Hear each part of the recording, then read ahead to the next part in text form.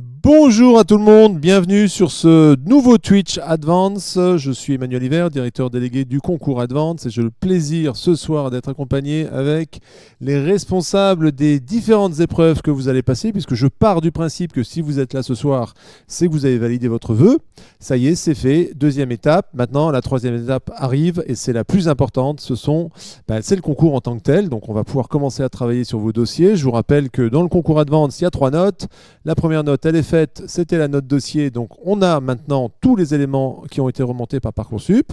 Et puis, on va pouvoir vous convoquer à partir de demain. Même les premières convocations vont partir à partir de demain. Et je vous rappelle que vous êtes convoqués individuellement pour passer les épreuves en fonction du campus que vous aurez choisi.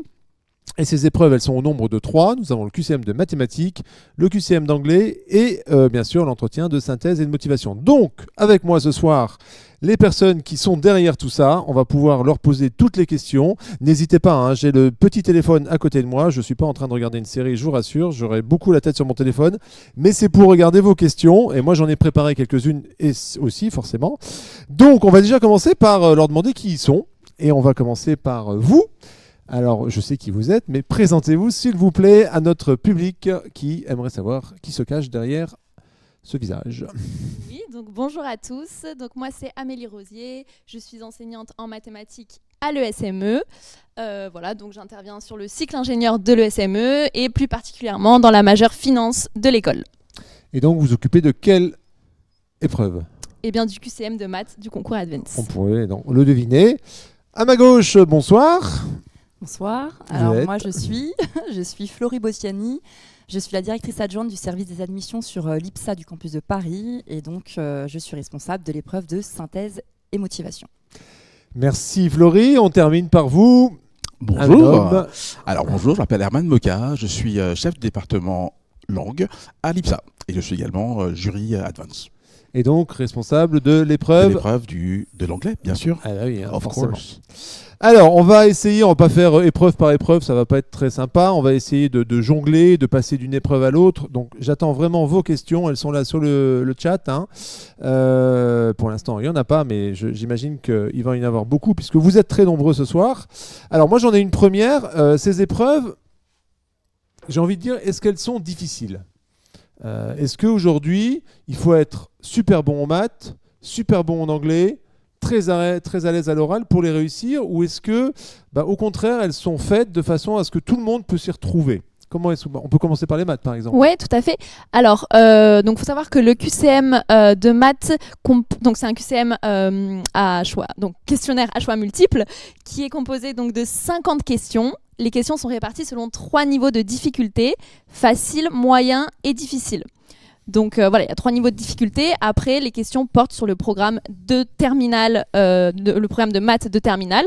Donc normalement, si vous maîtrisez vos chapitres de maths de terminale, il ne devrait pas y avoir de problème.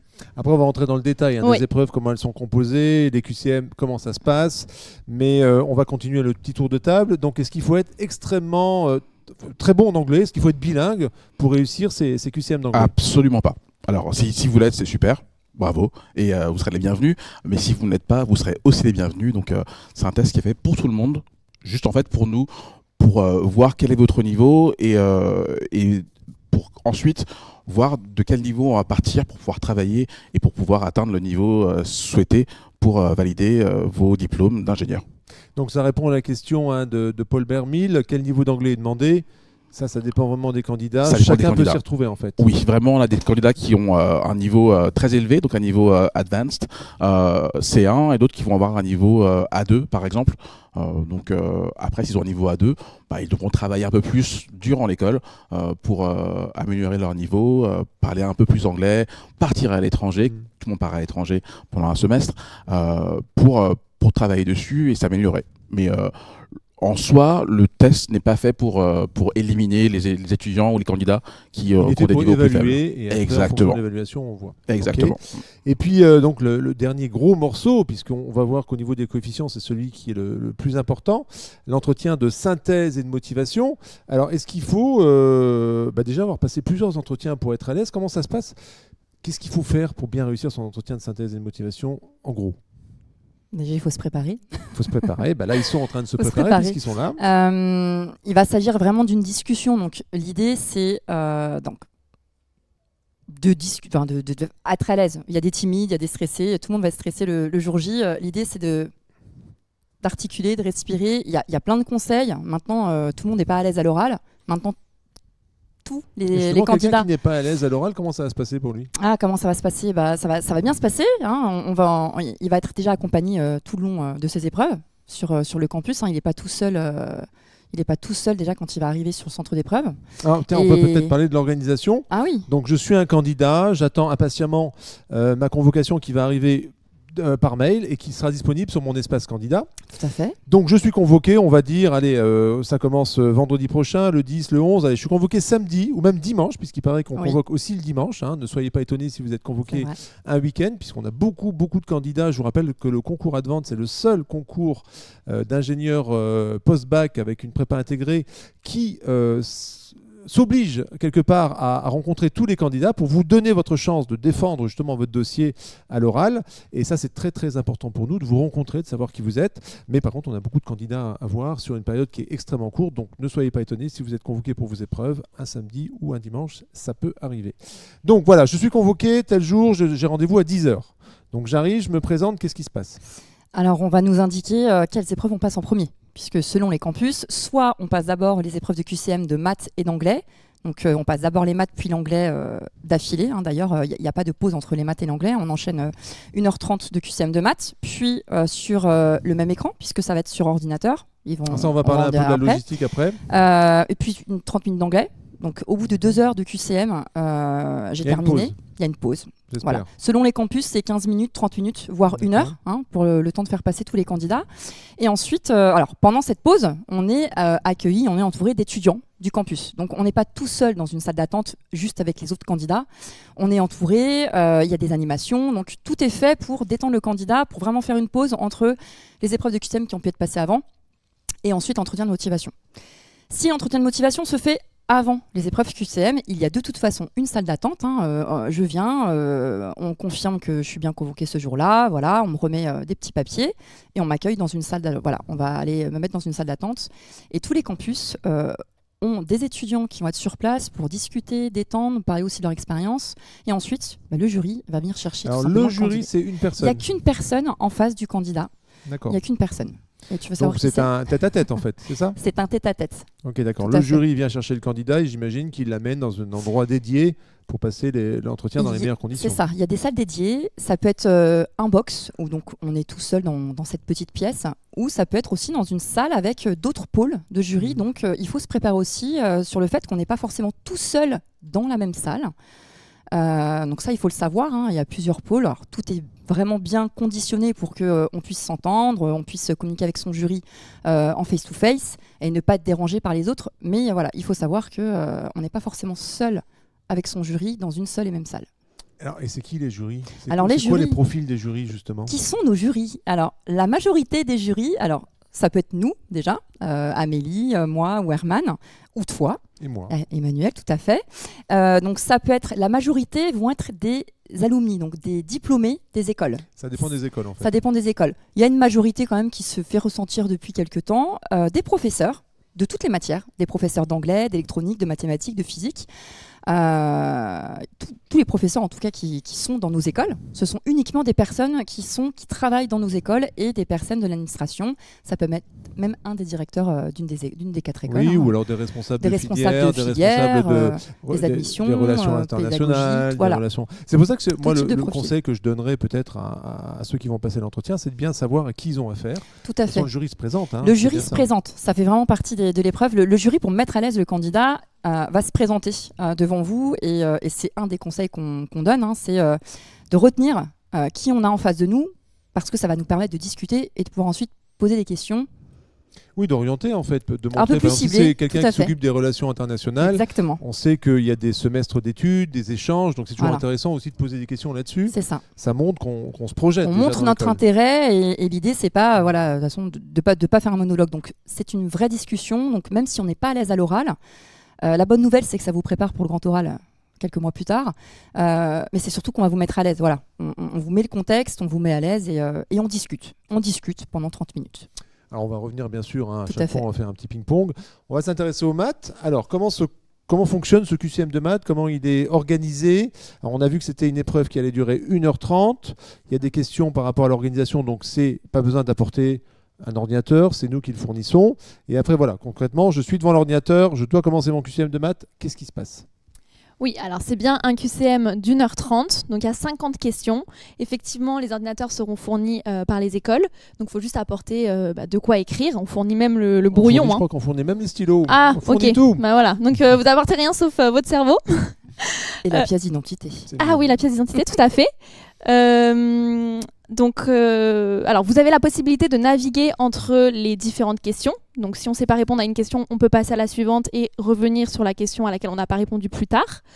Et vous avez aussi la possibilité de passer jusqu'à 8 questions au choix. C'est une particularité du QCM puisque les épreuves du concours Advance ayant lieu au mois d'avril, là très bientôt, eh bien, on sait que tous les élèves n'ont pas forcément vu les mêmes chapitres au même moment dans leur lycée.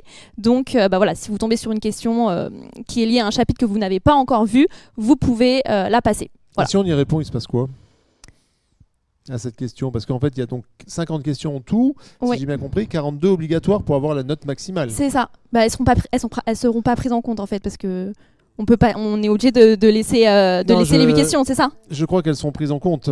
En fait, elles sont prises en compte. En fait, dans le système des questions, nous avons 42 questions effectivement pour avoir 20 sur 20, mais la stratégie que peut appliquer un candidat, c'est de répondre à plus de questions pour essayer de récupérer des points. Mais aussi, il s'expose à en perdre puisque les Tout à QCM, fait. Amélie, je crois, sont à négatif. Il faut point- faire attention, ouais, voilà. c'est un point négatif. Donc une bonne réponse vous rapporte 2 points, une mauvaise réponse vous enlève un demi-point.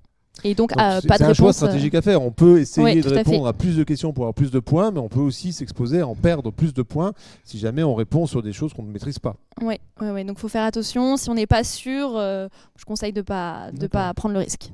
Est-ce qu'on peut avoir une calculatrice? Non, pas de calculatrice. C'est-à-dire que tout ce qu'on peut faire, tout ce qui est demandé en QCM, ça peut se faire sans calculatrice. Oui, tout à fait. Il n'y aura pas de gros calculs lourds à faire. Vous n'avez pas besoin de calculatrice. D'accord. Et pouvez-nous donner quelques exemples de chapitres sur lesquels ils peuvent être interrogés, Oui, nos tout candidats? à fait. Donc, comme je l'ai dit tout à l'heure, c'est sur le programme de maths de terminale. Et donc, vous pourrez être interrogé sur les suites arithmétiques, suites géométriques, les fonctions, donc fonctions exponentielles, fonctions log, les dérivés, les limites. On va avoir aussi des intégrales, des probas, la géométrie dans l'espace, le dénombrement. Voilà, tous les chapitres classiques de terminale. Mhm. Alors après, pour ceux qui ont pris l'option maths complémentaire, ils passeront un QCM qui est spécifique à l'option maths complémentaire. Et pour les étudiants qui ont pris l'option maths experte, ils passeront le même QCM que ceux qui ont pris l'aspect maths. Alors, question qui doit sûrement se poser parmi nos auditeurs. Je n'ai ni pris la spécialité maths, ni l'option maths complémentaire. Comment je fais? Eh bien, je passe le QCM de l'option maths complémentaire, il me semble. Dans tous les cas. Voilà, c'est ça. Dans tous les cas, c'est obligatoire de passer un QCM de maths. Mais alors, pourquoi? C'est une question bête aussi, mais pourquoi est-ce qu'on s'embête à faire passer un QCM de maths alors qu'on a, on a les notes, hein, puisqu'on voit les bulletins? En quoi c'est aussi important de passer? Je pense à une école comme Subiotech. C'est une école de biologie, biotechnologie. En quoi les maths sont si importantes? Ça reste, Là, je m'adresse peut-être plus à la professeure. ça reste des écoles d'ingénieurs, donc on est quand même obligé d'évaluer votre niveau en maths. Voilà, même pour Subiotech, en prépa, ils font des maths, si je ne me trompe pas. Tout à fait. Voilà, donc on est quand même obligé de vérifier votre niveau en maths et c'est une façon un petit peu de s'assurer que vous avez les bases avant d'intégrer nos écoles. Vous maîtrisez bien les bases. Ok, on va s'intéresser maintenant un peu plus à l'oral d'anglais. Donc comment il se décompose cet oral d'anglais? Combien de questions? Alors on avait dit que c'était 30 minutes. Hein. Alors ce sera pas un oral, attention, pas par contre. Ah oui, c'était un piège. Ah. Parce que je suis en train de dire des, je suis en train de dire des C'est un questions en même QCM, temps. c'est bien ça. Pas de souci, pas de souci.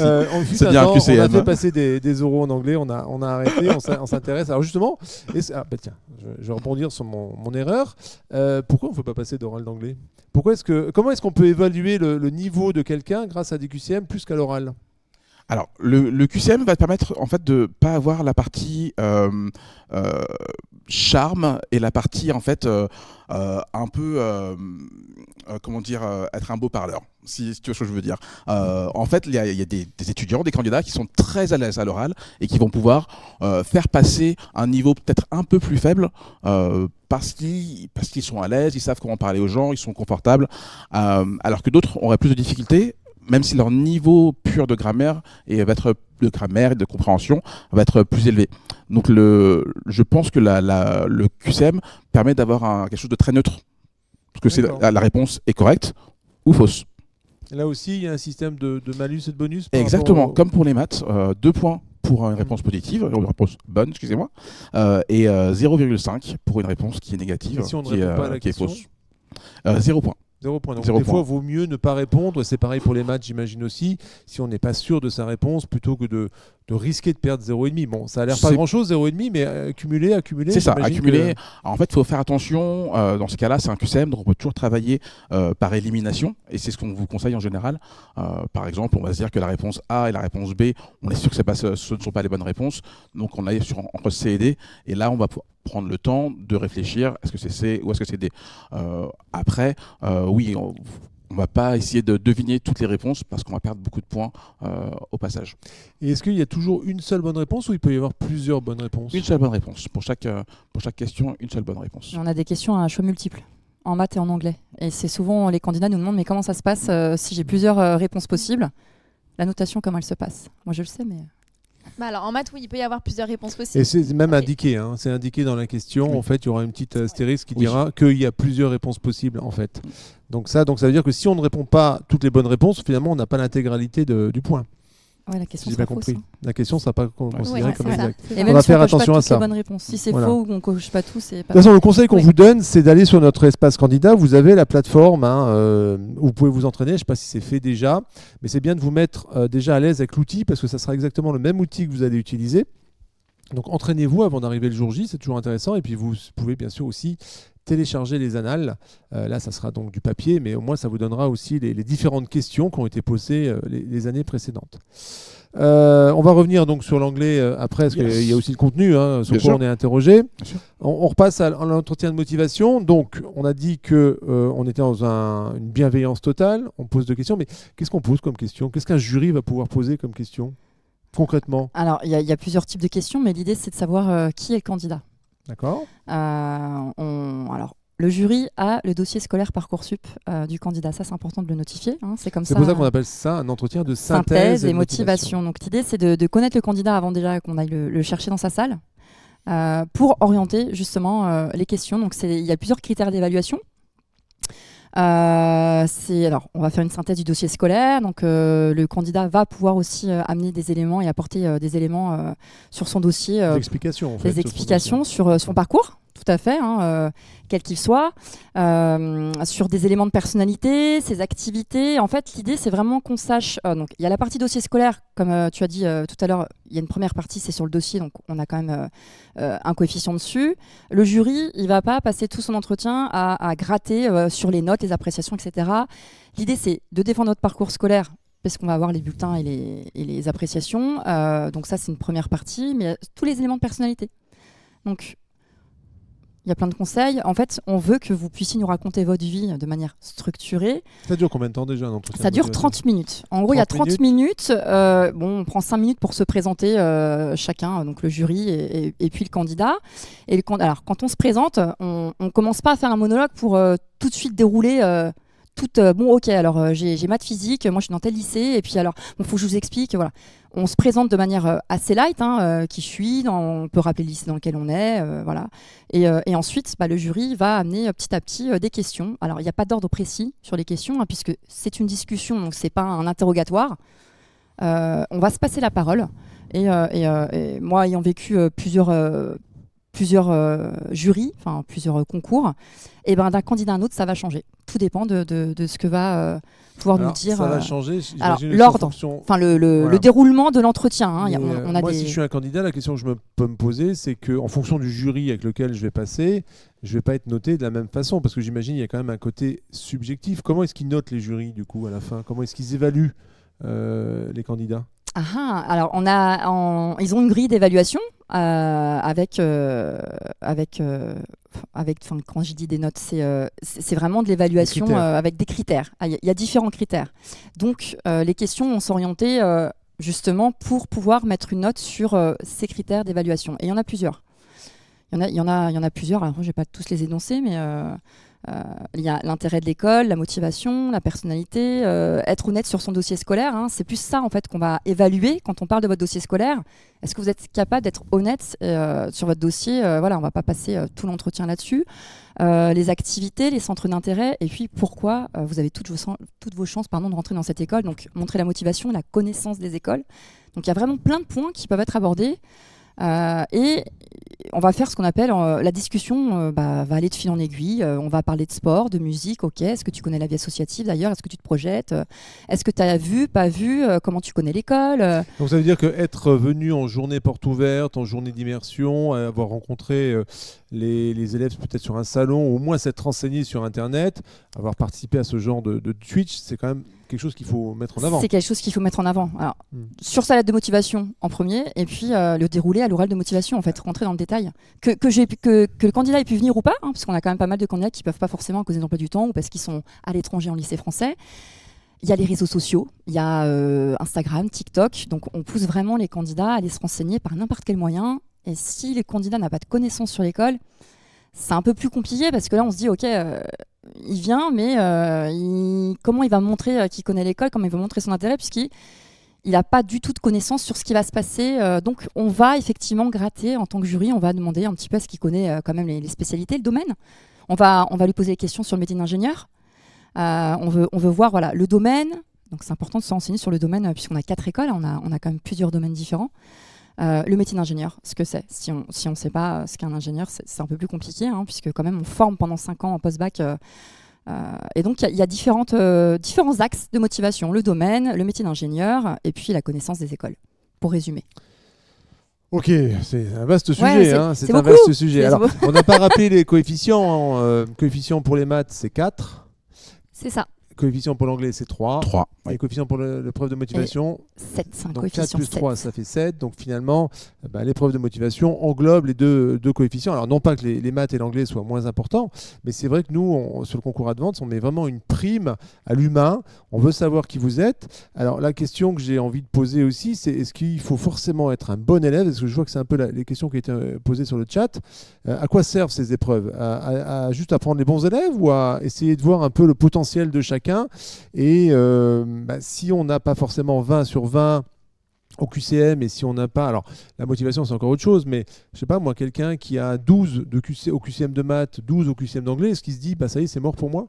Je rentrerai jamais dans l'école de mes rêves? Ah bah non, au contraire. En fait, je pense qu'on sommes des écoles de passionnés qui sont faites pour les passionnés, et le fait de donner autant d'importance à la partie motivation et synthèse, c'est de pouvoir justement vous donner la chance de vous exprimer, de vous dire pourquoi vous serez les meilleurs dans cette école, pourquoi justement le fait peut-être d'avoir 12 au lycée, mais en arrivant chez nous, vous allez travailler sur des domaines qui pour lesquels vous êtes passionné. Ça va peut-être vous sublimer et vous aider à travailler les jours où les cours seront un peu difficiles, où vous aurez plein d'examens. Justement, c'est fait pour voir au-delà des notes. Exactement, pour les connaître en fait. Et des appréciations, ouais.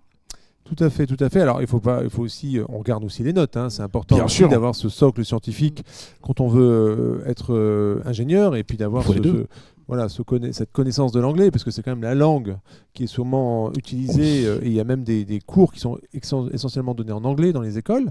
À Subiotech, par exemple, le cycle ingénieur est donné totalement en anglais. Il n'y a plus de français.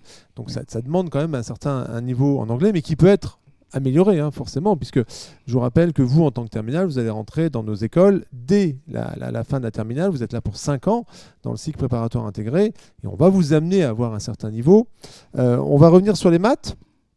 Alors, dans les maths, dans les questions, c'est quoi? Plus du raisonnement, plus de la logique, plus du calcul? Comment c'est organisé, en fait, ces questions de maths? Il y a un petit peu de tout. Il va y avoir du calcul, tout ce qui est calcul de primitives, de dérivés, les intégrales, ce genre de choses. Après, il y a aussi des questions de définition, donc il faut maîtriser son cours, il faut maîtriser les concepts de chaque chapitre. Donc c'est un petit mélange. Voilà, faut prendre son temps, faut bien lire toutes les réponses, ne pas aller trop vite. Voilà, et n'oubliez pas que certaines questions peuvent avoir plusieurs réponses. Donc voilà, c'est pas parce qu'on en a coché une qu'on passe à la suivante. On lit bien toutes les réponses possibles et on prend le temps à chaque question. Mais j'imagine qu'il y aura des questions plus difficiles que d'autres. Est-ce que comment ça se passe? C'est un tirage au sort? C'est aléatoire? Enfin, on va avoir autant de questions difficiles que de questions faciles? Est-ce Oui, que mon camarade derrière, à côté de moi, il aura les mêmes questions que moi? Alors c'est vraiment réparti de manière équitable, hein. Il y a 3 niveaux de difficulté, hein, comme je vous l'ai dit, facile, moyen, difficile. Chaque candidat aura le même nombre de questions faciles, le même nombre Mais pas forcément les mêmes questions. Mais pas forcément les mêmes questions, non. Oui, parce que c'est un tirage au sort qui se fait Tout à fait. aléatoirement en fonction du candidat. Donc ça évite les copies, ça évite de s'inspirer, Ouais. et puis ça évite de toute façon les tentations d'une manière générale, puisque voilà, c'est pas l'idée, c'est pas l'idée. Alors du coup, on a un temps limité pour ce QCM. Oui. C'est quoi le conseil qu'on pourrait donner? Parce que des fois le temps il passe vite, hein, on se rend compte, C'est on ça. bloque sur une question, on perd du temps et puis finalement on n'a pas le temps de faire les autres. C'est quoi le conseil que vous pourriez donner pour optimiser au mieux son temps? Oui, donc vous avez 1h30, hein, les candidats ont 1h30 pour faire le QCM. Eh ben, ils peuvent naviguer entre les questions. Donc moi, le conseil que je leur donnerais, c'est ne pas rester bloqué sur une question. Si vraiment ils n'y arrivent pas, ils passent à la suivante. Et en fonction du temps qu'il leur reste à la fin, ils peuvent revenir sur les questions qu'ils n'ont pas traitées.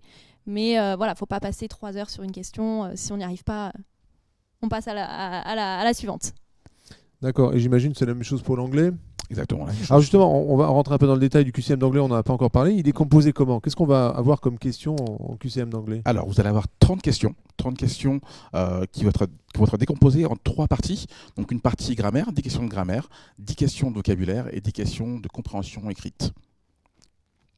D'accord. Et la grammaire, ça peut porter sur quoi, par exemple? Ça peut porter sur les comparatifs, ça peut porter sur les temps grammaticaux, le passé, le présent, ça peut porter sur le conditionnel, sur les prépositions. En fait, on va partir vraiment sur les bases de l'anglais. Donc, il faut quand même avoir des petites connaissances en grammaire, mais logiquement, en terminale, c'est le cas de la plupart de nos candidats. De toute façon, le niveau demandé sur ces questions-là est le niveau que censé terminale. quelqu'un avoir, que nos candidats sont censés avoir en terminale. Exactement. D'accord. Même s'ils ont pris anglais en LV2? Même s'ils ont pris anglais en LV2, et justement on aura aussi 2 niveaux de difficulté exprès, donc on aura des questions plus difficiles, des questions plus faciles.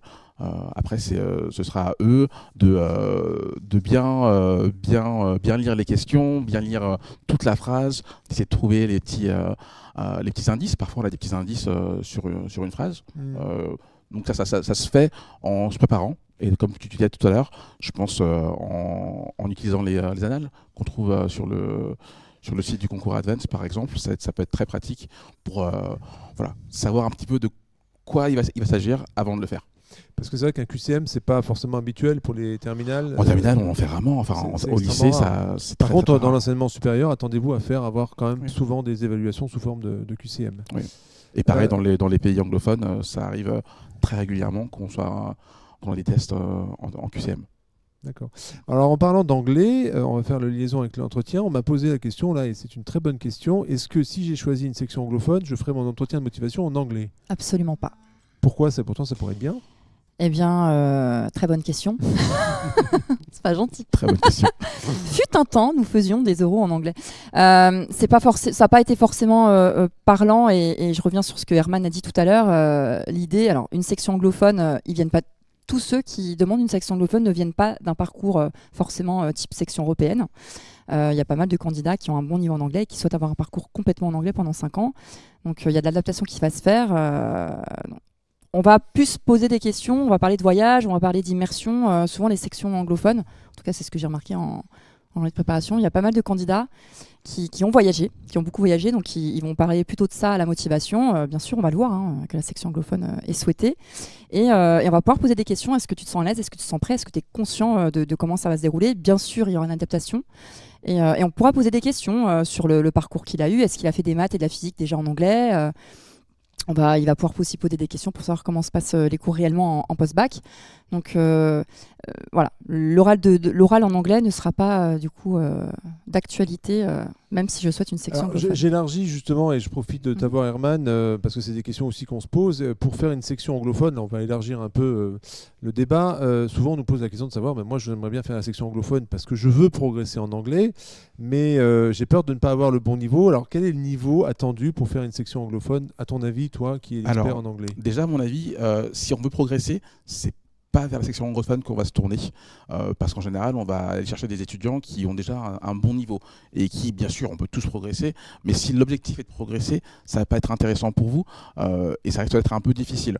Au contraire, on va chercher des étudiants, des candidats qui ont déjà un bon niveau, donc en général, on est plutôt sur du B2, C1, qui peuvent converser en anglais, suivre un cours en anglais, parler en anglais pendant toute une journée, pendant toute une semaine, sans être trop fatigué, pouvoir se dire que les cours de maths en anglais, c'est un peu plus complexe, en tout cas pour un cerveau français, que les cours de maths en français, la plupart du temps. Donc ça va quand même demander une habitude de la langue et un niveau qui est assez élevé. Donc en général, je dirais B2, C1. Ça veut dire qu'il ne faut pas forcément être bilingue. Non, absolument pas. On a des étudiants qui le sont, d'autres qui ne le sont pas.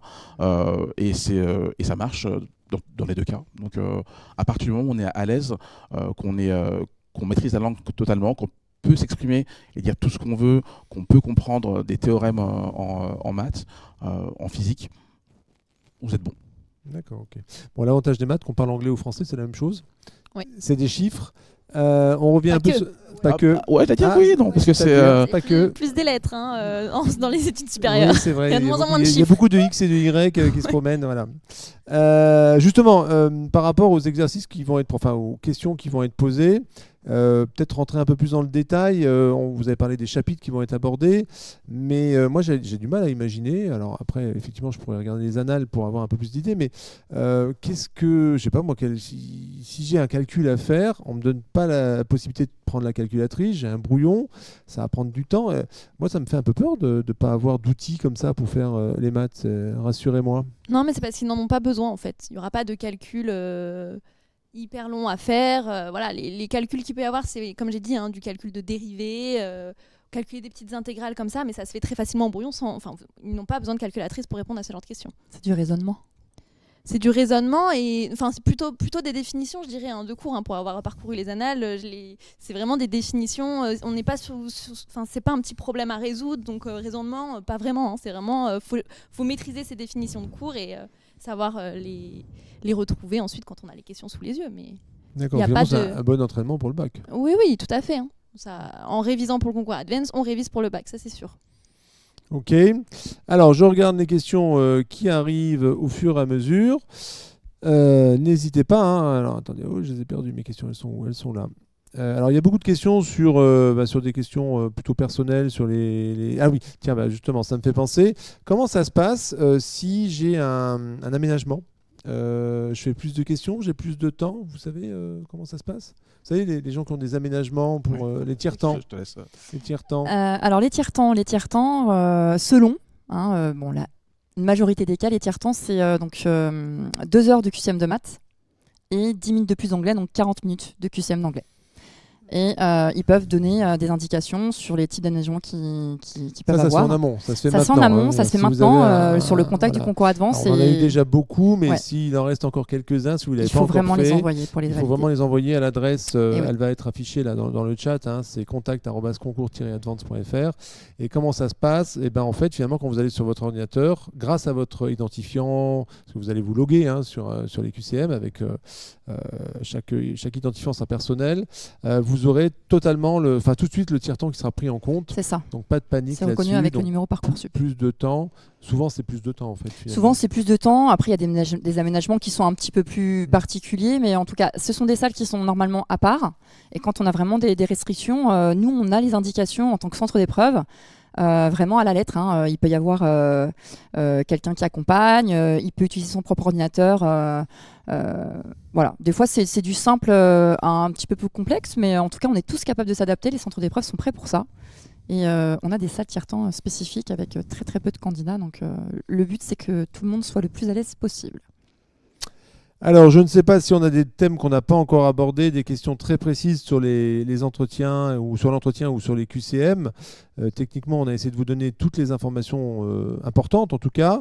Il y a beaucoup de questions qui tournent encore autour de l'organisation. Quand c'est que je vais recevoir ma convocation, je l'ai dit en début, donc ça va commencer à arriver à partir de demain. Les premières convocations vont normalement partir demain. Et puis, comme le concours s'étale pour certains campus jusqu'à fin avril, voire début mai, ne soyez pas étonnés ou inquiets que vous n'ayez pas encore votre convocation la semaine prochaine. Elles vont être envoyées au fur et à mesure. Donc, pas de souci là-dessus. Si vous êtes grand classé, puisque je vous rappelle que sur le concours Advance, nous avons également des grands classés qui, eux, seront dispensés des épreuves QCM de maths et d'anglais, mais pas de l'épreuve de motivation. Tiens, du reste, pourquoi est-ce qu'on fait passer une épreuve de motivation au grand classé? Alors déjà, peut-être la définition du grand classé, c'est quoi? Un grand classé, c'est un candidat qu'on estime très bon au niveau académique, donc on ne va pas qui a fait ses preuves. par rapport à son dossier scolaire, puisque on ne prend pas au hasard. Tiens, on ne prend pas au hasard. Il y a une commission avec la direction du concours Advance qui va se faire parmi tous les candidats qui ont validé leurs vœux. Donc déjà, il faut avoir validé son vœu. Et donc, il y a les dossiers scolaires qui sont analysés et les meilleurs, ceux qui ont des très bons niveaux académiques, on va les dispenser de QCM de maths et d'anglais. On va estimer ne pas les tester à ce moment-là. Par contre, on veut valider le projet de formation. Donc, qu'on soit candidat en passant les 3 épreuves ou candidat grand classé, de toute façon, tout le monde passera à l'entretien de synthèse et motivation. C'est même obligatoire. Et c'est obligatoire. Et la condition sine qua non, c'est que si un candidat grand classé ne vient pas à son oral de synthèse et motivation, il est considéré comme démissionnaire du concours. Donc c'est une condition sine qua non pour les élèves grand classés, puisqu'on estime dans ces cas-là qu'ils ne sont pas intéressés par nos écoles. Et c'est important que tout le monde le sache. Oui, tout à fait. Donc si vous êtes grand classé, vous serez averti directement par un mail et vous serez convoqué donc, sur des créneaux spécifiques pour les grands classés, puisque c'est une organisation un peu différente, comme il n'y a pas les QCM. Souvent, les écoles organisent des journées spécifiques pour les grands classés. Donc voilà, vous le saurez en temps et en heure. Alors si vous ne l'êtes pas, rassurez-vous, c'est 90% de nos candidats qui ne seront pas grands classés. Il n'y a pas de souci là-dessus. Vous passerez les QCM, vous passerez les oraux. Ça passera très bien. Et il faut bien rester pour passer les 3 épreuves. Oui, ne partez pas entre une ou 2 épreuves. Voilà, parce que pareil, là, si vous ne pourriez pas être classé sur le concours. Donc c'est important de rester. Alors, tiens, on va rester sur l'entretien. Qu'est-ce qu'il ne faut pas faire? Qu'est-ce qu'il ne faut pas faire? Pendant l'entretien. J'ai plein de conseils. Alors déjà, il y a le avant. Avant? Je ne viens pas en jogging. Je ne viens pas en ce qu'on appelle avec une tenue négligée. Je fais un effort quand même ce jour-là, puisque je vais montrer ma motivation, mon intérêt, donc je vais montrer mon sérieux. Donc ne pas venir avec une tenue négligée, c'est ce qu'on appelle du non-verbal. Donc pas de tongs, pas de short? Alors pas de tongs et pas de short et pas de crocs. On évite. Pas de jogging, pas de pull à capuche, on évite. Donc ça veut dire que Mark Zuckerberg, s'il était venu passer l'entretien, il aurait eu des problèmes parce qu'il était toujours en claquette apparemment lui. Voilà, c'est un peu plus compliqué. C'est-à-dire que le non-verbal, c'est ce qu'on va voir en premier au CIDU. Donc montrer qu'on fait un effort et qu'on ne va pas au lycée ou en cours de PS comme tous les jours on fait. On fait un petit effort ce jour-là. On vient quand même passer un concours pour son avenir post-bac, ses études. Donc c'est comme quand on fait un entretien d'embauche pour un job d'été. On vient pas en tongs et je parle pas de si je vais être sauveteur à la plage, mais on donne bonne impression. Cet effort, voilà. C'est un petit effort, voilà. Donc ça, c'est déjà ça. Qu'est-ce qu'il ne faut pas faire? Il y a beaucoup de choses à ne pas faire et à faire. Je vais aller dans le verbal. Il y a tellement de choses. Regarde pas comme ça. Dans le verbal, ne pas faire de monologue. Alors voilà, toutes les tics de langage. Wesh, ouais, voilà. Tout ça, on va éviter de manière familière. On ne s'adresse pas à ses copains. On s'adresse à quelqu'un qu'on ne connaît pas. Donc, on ne va pas non plus chercher du langage trop soutenu parce que ça va se voir que ce n'est pas très naturel. Donc, on va à un juste milieu. On ne monopolise pas la parole. On évite aussi de gigoter trop sur sa chaise. Donc, quand on est stressé, on a des petits conseils à donner. On s'assoit bien au fond de sa chaise. On met ses mains sur ses jambes. On évite de cliquer un stylo. Et on regarde son interlocuteur et on sourit. Quelle que soit l'heure de la journée à laquelle vous allez faire vos entretiens. Sachez que les jurys sont là du matin au soir et qu'un sourire, ça redonne de l'énergie. Ça vous donne l'air sympa. Voilà, être souriant, parler doucement, articuler. Vraiment, si vous bafouillez, c'est pas très très grave, ça arrive. Le jury va être là pour vous mettre à l'aise. Et l'idée, c'est pareil de ne pas monopoliser la parole, de la même que le jury va pas faire un monologue. Donc, si vous êtes stressé, que vous bafouillez ce jour-là, pas de problème, on prend 2 minutes, on respire et tout se passera bien. Mais vous souriez, vous vous tenez bien, voilà, on se tient droit dans sa chaise, on ne s'affale pas. Je vous assure qu'on a vu des pépites depuis de nombreuses années. Donc venez comme vous êtes. Ça me rappelle quelque voilà, chose. Je ne citerai pas de marque. Venez comme vous êtes, puisque vous avez tous votre propre personnalité, donc on ne vous demande pas de jouer un rôle. Voilà. Surtout, ce qui est important, c'est soyez vous-même. Ne faites pas un discours prédéfini et on ne prépare pas un brouillon, on ne récite rien en fait. Ça va être une vraie discussion, on va vous mettre à l'aise, tout va bien se passer, donc voilà. Alors, dans la préparation, justement, on va revenir un peu sur les épreuves, on va dire plus techniques, les QCM. Comment est-ce qu'on peut bien se préparer? Alors, on a parlé bien sûr des annales, on a parlé de la plateforme sur laquelle, mais en dehors de ça, comment est-ce que, Herman, tu donnerais les conseils pour bien se préparer après, en utilisant bien sûr tous les outils qu'on met à disposition, mais en plus, qu'est-ce qu'on pourrait faire? Alors pour l'anglais, c'est très simple. L'anglais, c'est une langue, donc ça se parle, ça se pratique, ça se lit, ça s'écoute, ça se regarde. Donc ne pas hésiter à le faire à la maison. Et ça peut être des choses qui peuvent être pas forcément techniques, pas forcément difficiles. Ça peut être des trucs qui sont très intéressants pour vous. Le but, c'est aujourd'hui, on a plein de technologies disponibles, on a Internet. Vous pouvez trouver des articles sur Internet et les lire dans votre bus le matin en allant à l'école. Vous pouvez regarder des séries avec des sous-titres. Les séries, justement, regardez donc les séries Oui. anglaises ou américaines en VO. En VO, toujours. Une série coréenne en VO, c'est compliqué. Est-ce que ça vaut le coup de la mettre en anglais, par exemple, cette série coréenne, plutôt que de la regarder en français? Alors ça va dépendre des puristes.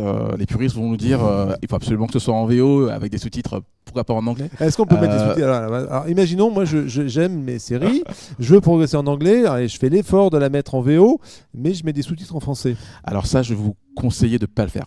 Pourquoi? Parce que vous allez rester en français. Quand on a des sous-titres, on lit les sous-titres. Qu'on soit bilingue ou pas, on les lit. Et donc votre cerveau va rester en français, ce qui veut dire que vous êtes en écoute minime sur l'anglais et que finalement vous avancez pas forcément autant que ce que vous pourriez. Donc c'est pas nul, mais c'est pas forcément le plus pratique. Moi, je conseille plutôt d'être en anglais, en VO. Alors, si possible, sans sous-titres, parce que demain, si je pars à Londres, je vais parler aux gens, ils n'auront pas de sous-titres. Donc, c'est plus difficile, en effet. Et selon les accents, ça peut être un peu compliqué. C'est ça, les accents. C'est ça. Ça peut être compliqué. Et dans ce cas-là, si c'est un peu plus compliqué, ne pas hésiter à mettre les sous-titres, mais en anglais. Donc pour rester dans la même langue. Donc là, on va le lire, mais on va rester sur la même langue et pas mélanger les langues. Le mélange, en général, est toujours compliqué. C'est toujours difficile à gérer pour nos cerveaux et on l'apprend beaucoup moins bien. Donc lire en anglais, regarder des séries en VO, sous-titrées en anglais, éventuellement, si on veut mettre des sous-titres. Des podcasts. Est-ce qu'il y a des ouvrages peut-être, ou des sites internet, ou des applis que vous pourriez conseiller? Il y a des applis, alors des sites.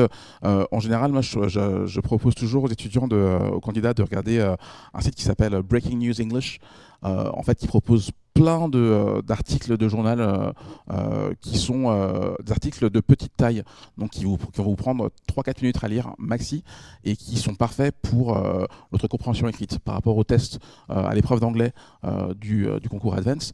Là, vous allez avoir en fait sur la partie compréhension écrite des textes à lire qui seront de la même taille. Donc c'est absolument parfait et ça vous permet d'avoir des sujets très variés et donc de choisir ce que vous voulez et donc pas forcément de lire le Financial Times ou je sais pas The Guardian. D'accord, des trucs accessibles et sympas aussi. Exactement. Je pense qu'il faut s'amuser aussi. Exactement. Le but en fait pour vous aujourd'hui, c'est que si vous travaillez à la maison, c'est que le travail en fait ça va pas être du travail, ça va être du travail un peu déguisé en amusement.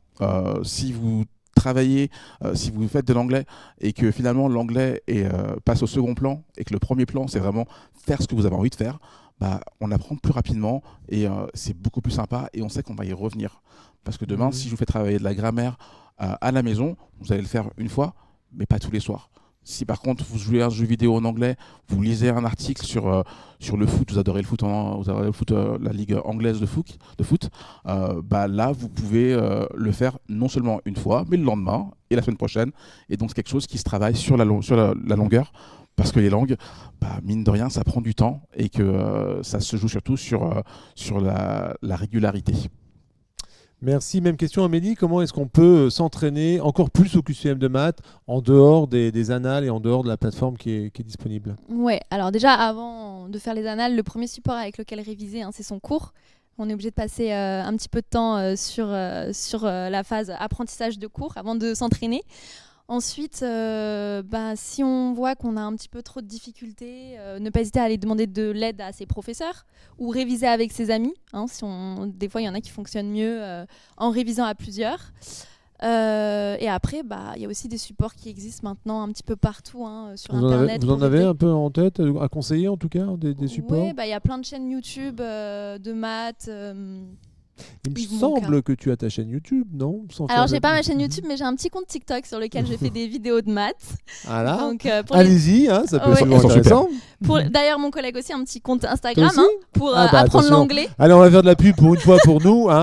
Eh ben, allez-y. Je ne sais pas quels sont les liens, si on peut les mettre dans la discussion, mais on les mettra après si jamais ça vous intéresse. Mais c'est toujours intéressant, je pense. Oui. Donc, moi, c'est CQFD9. Donc, voilà, je fais des petites vidéos pour les terminales pour les aider à passer le bac, mais aussi sur le concours Advance. J'ai fait des petites vidéos explicatives où je reprends des questions des annales et j'explique comment on trouve les solutions. Le compte aussi du concours Advance qui propose des vidéos un petit peu pour s'entraîner.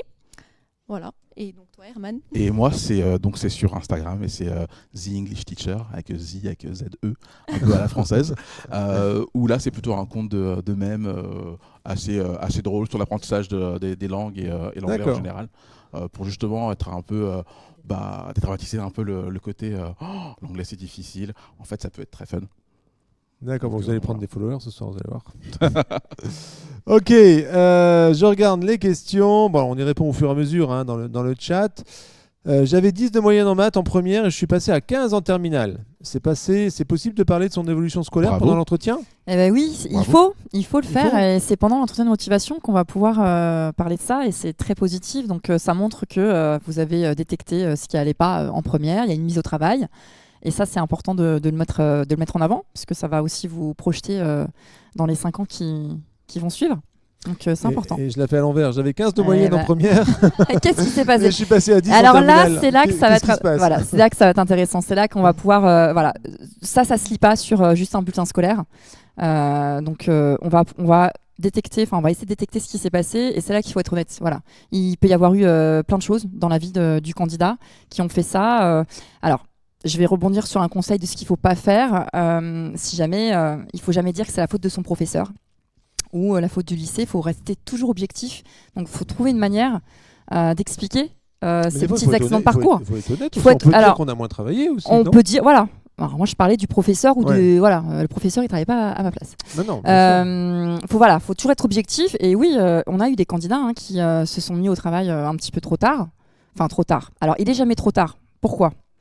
Chose intéressante, on prend en compte que les 2 premiers trimestres de terminale. Bien souvent, on a des candidats qui se relâchent après et ça, c'est pas bon. Ça, c'est pas bon. Il ne faut pas se relâcher au 3e trimestre parce qu'au 3e trimestre, il pourrait être pris en compte un petit peu plus tard pour X raisons, mais d'une manière générale, il ne faut pas se relâcher. En plus, ça peut se voir aussi, il y a le bac, donc on ne se relâche pas. Expliquer ces accidents de parcours, en fait, rester honnête. Oui, je me suis pas mis au travail, mais je me suis améliorée. Effectivement, on n'a pas les bulletins de 3e trimestre au moment où on va passer les épreuves. Rien n'empêche que si on a envie de montrer une évolution, en tout cas, on pourrait montrer rapidement et détecter. En tout cas, il faut dire le pourquoi du comment. Et puis c'est très ingénieur, en fait, je trouve justement le fait d'avoir un problème. C'est de trouver une solution. C'est ça. Et c'est un peu ce qu'on leur demande. C'est surtout ça. Si on ne sait pas pourquoi on a chuté de notes, là c'est plus compliqué. Après, je pense que vous avez tous vu, nous on l'a vu depuis des années maintenant qu'on reçoit des candidats et qu'on a des élèves dans nos écoles, c'est que quelqu'un qui n'a pas forcément le meilleur dossier en terminale peut devenir un très bon élève à partir du moment où c'est lui qui choisit sa poursuite d'études. Alors en plus, il y a 3 écoles spécialisées, une école généraliste, qui est aussi quelque part une école spécialisée, l'école généraliste, puisqu'on se spécialise dans plusieurs domaines avant de choisir un domaine, mais on peut tout à fait bien réussir, mieux qu'au lycée, parce qu'on sait pourquoi on est là, et c'est nous qui avons choisi d'être là. Ça c'est aussi. Et puis les méthodologies ne sont pas les mêmes. C'est pour ça que j'insiste, nous on s'intéresse au potentiel que vous avez. Vous arrivez sur le concours Advance, vous avez un certain niveau en maths, un certain niveau en anglais.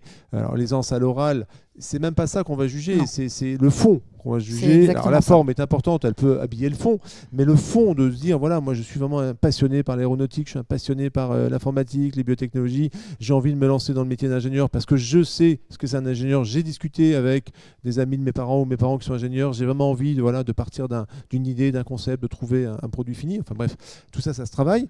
Mais voilà, nous on est là pour vous permettre de vous épanouir, c'est vraiment ça C'est le ça. rôle de nos écoles. On est juste un révélateur de talent, et combien de talents on a révélé. Il suffit de regarder ce que font nos anciens pour voir que aujourd'hui ils s'éclatent dans leur. Et puis déjà vous allez vous éclater aussi pendant vos 5 années, même s'il faut travailler, il faut Voilà. quand même beaucoup travailler. Ok, je regarde l'heure avance, on a presque terminé, on s'était donné une petite heure, il est 19h20. Je regarde si on a des questions encore auxquelles on n'a pas répondu directement et qui pourraient intéresser tout le monde. Ah oui, alors si, il y a... Alors c'est aussi large, mais ça fait partie de la notation et ça peut peut-être faire partie aussi des compétences qu'on va acquérir. La question qui revient souvent, c'est voilà, moi je suis dans un lycée, je suis pas super, enfin c'est pas un super lycée. Je suis sûr que si j'étais dans un autre lycée, j'apprendrais mieux. Ou contrario, moi je suis dans un lycée super exigeant, j'ai pas une super bonne moyenne. Si j'étais dans un lycée moins exigeant, j'aurais une super meilleure moyenne. Comment est-ce que vous le gérez ça, vous? Est-ce que déjà ça se voit au niveau des QCM, par exemple sur les maths? Est-ce qu'on peut déterminer en fonction des résultats d'un QCM si on était dans un meilleur lycée qu'un autre ou pas? Non, on ne peut pas, en fonction des résultats du QCM, trouver votre lycée. Mais en tout cas, pendant l'entretien de motivation, on a votre dossier sous les yeux avec toutes les notes, toutes vos notes de première, je crois aussi. On a les notes de première et première, et de terminale. on a le nom du lycée. Le nom du lycée, oui. Donc, Et c'est quelque chose qu'on va prendre en considération. Le rang aussi. ça va se voir. Par rapport à où est-ce que vous vous situez dans la classe. Voilà. Donc ça, c'est un bon indicateur un petit peu du niveau de votre lycée. C'est ça, en fait, c'est exactement ça. En fait, pour vous situer un petit peu pendant votre scolarité, on va regarder votre rang par rapport à la moyenne de classe. Parce que quand on a des lycées qui sont très exigeants, on regarde la moyenne de classe. Parfois, dans certaines matières, elle est assez basse.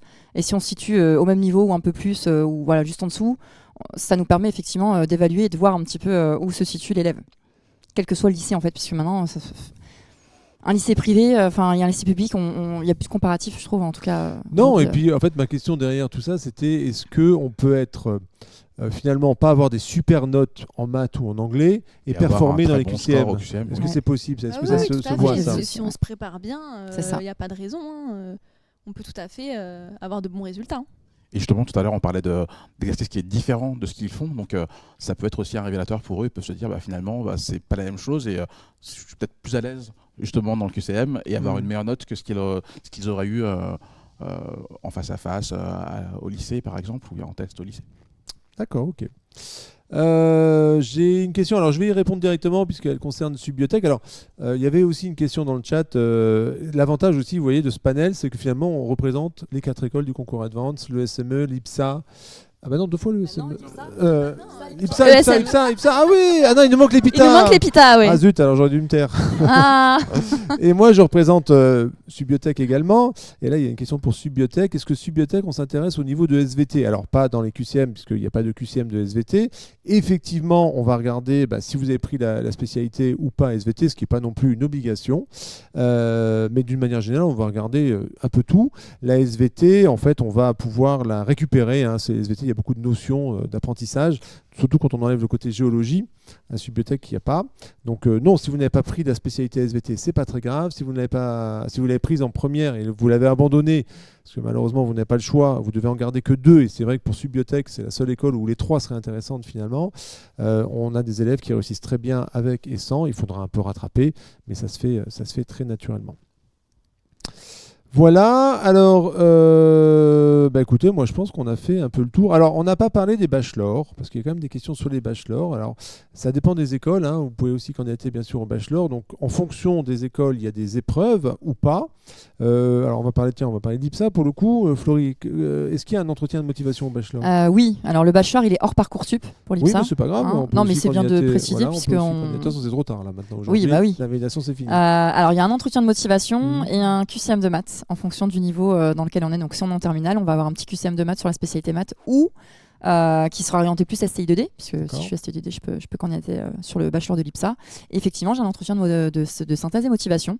D'accord. Euh, Et est-ce que c'est les mêmes attendus que pour l'entretien du concours Advance? C'est un entretien Alors, c'est un différent? entretien, non, c'est un entretien qui va se dérouler de la même manière, mais orienté pour la formation du bachelor. Donc là, pour le coup, on va orienter plus une discussion, toujours sur la personnalité, sur le dossier scolaire. On va analyser le dossier scolaire ensemble.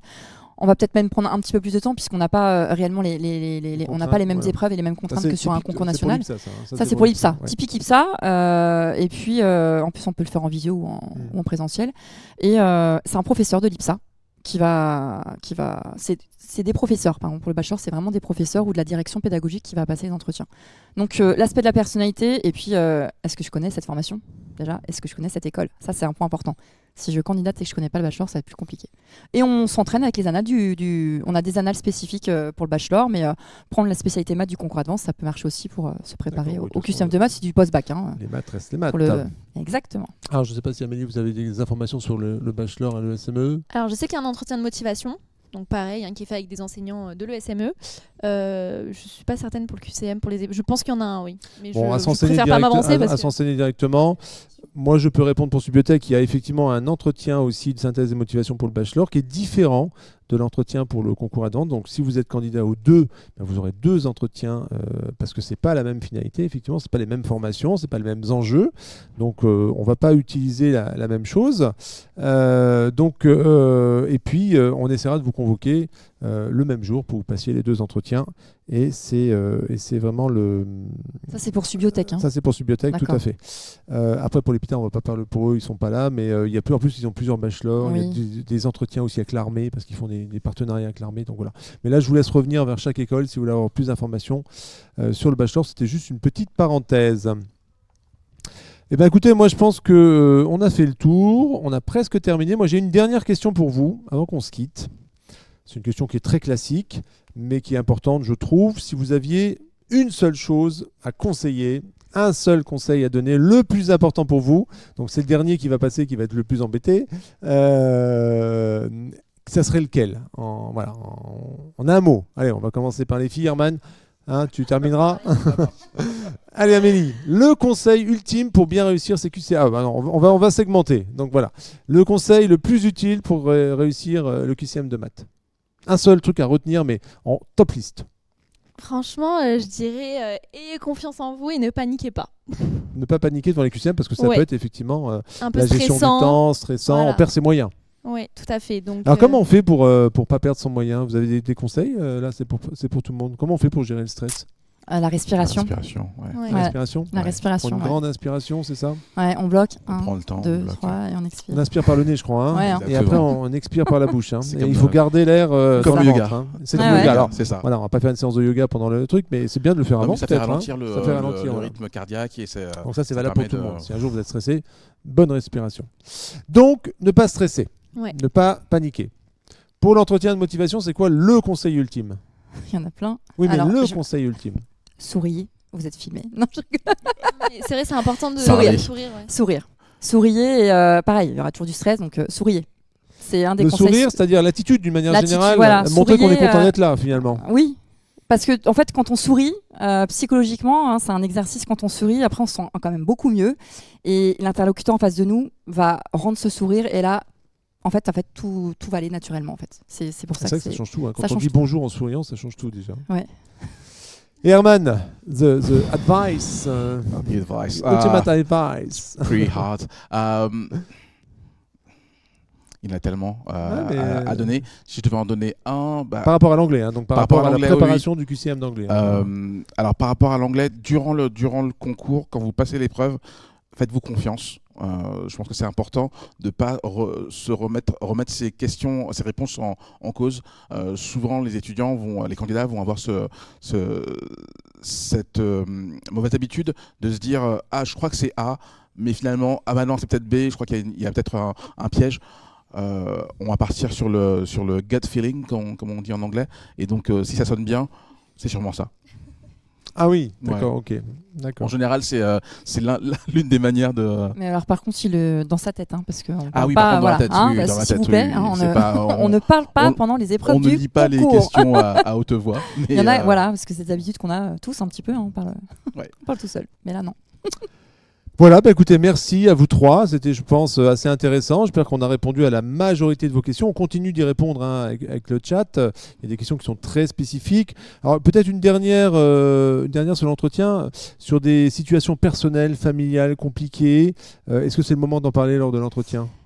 Seulement si vous le souhaitez, oui. C'est quelque chose que vous Ça a pouvez en tout forcément cas peut-être raconter. eu un impact sur la scolarité. C'est ça. C'est pour ça que, après, c'est personnel. L'idée, c'est pas d'être intrusif. On va pas essayer de gratter. Donc, ça reste encore vous qui êtes maître de ce que vous allez nous dire pendant l'entretien.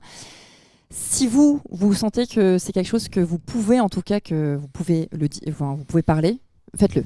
Alors, juste pour information, nous, on a des cases d'alerte qu'on peut mettre sur les commentaires. Les jurys ont des cases d'alerte qui feront remonter l'information pour que lors de l'examen final du dossier du candidat, lors du classement final, souvent les directeurs généraux qui font les classements puissent avoir cette information qui est souvent importante et dont il faut prendre sûrement une considération à chaque fois.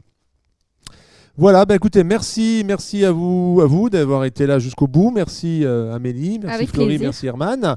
Merci. Donc Avec prochaine plaisir, étape, ouais. c'est Merci donc à tout le monde. le concours. On Voilà. y va à fond. Ouais. Donc entre maintenant, grosso modo, les convocations arrivent, début des épreuves pour les premiers campus. Je crois que c'est le campus de Toulouse. Oui, l'IPSA, le 9 avril. Peut-être le 10, non? C'est pas Le vendredi 9, C'est alors le le 9 ou le 10, mais C'est le 10, voilà, c'est j'ai 10, l'info. puisque après, Vendredi après- 10 alors. Alors après, on enchaîne avec Subiotech, je crois que le 11. Ouais. Et puis le CME va aussi commencer. Voilà, enfin l'EPITA aussi. Donc vous serez convoqués, pas de souci, pas de panique. Donc si c'est pas tout de suite, ça va être dans les jours qui vont arriver. Et puis donc résultat des sur Parcoursup directement à partir du 2 juin. Et puis là, après il faudra faire les choix directement et voir si vous les consolidez. Et puis venir nous voir en tant qu'étudiant et on sera très heureux de vous accueillir. Merci, très bonne soirée et à très Bonne bientôt. soirée, bonne Merci. chance. Soirée, bon Au revoir. courage. Allez, au Au revoir. revoir.